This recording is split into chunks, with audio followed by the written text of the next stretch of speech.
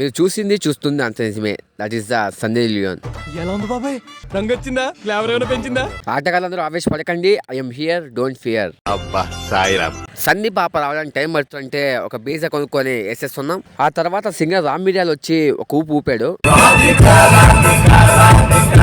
Sunny darling ఆ కారులో ఉందని తెలిసి బెల్లం చుట్టూ చీమలు చేయనట్టు అంతమంది చేరారు. 1 hour తర్వాత సన్నీ ఎంట్రీ ఇచ్చింది. అప్పుడు దాకా సైలెంట్ ఉన్న మన ఆటగాళ్ళు ఒక్కసారిగా రెడ్ బుల్ లాగిన బుల్లులాగా గాల్లో ఎగిరారు. ఏ మాటకి ఆ మాట మచ్చా. మీ చెల్లి మాత్రం మేడం సార్ మేడం అంతే. ఎవడాడు నా మ్యూజిక్ సిస్టమ్ మీద చెయ్యేస్తున్నాడు? ఎవడాడు? నేను ఎగితే సరిపోదు మా వాళ్ళు ఎగరాలని చెప్పి టీసే కొట్టింది. రచ్చ రేపింది మచ్చ. అందరికీ కొత్త సంవత్సరం 12 గంటలకు వస్తే మాకైతే 1 గంటకు వచ్చింది మచ్చ. మాలాగే వాళ్ళు కూడా సన్నీ చూసుకుంటూ ఉండిపోయాను అనుకుంటా. వెళ్ళేటోళ్ళు వెళ్ళిపోకుండా మాకేంద్రా ఇదే. అది నా పిల్లరా. గుడ్ నైట్ చెప్పి దుప్పటి కప్పు పొనుకోవడానికి వెళ్ళిపోయిందిరా.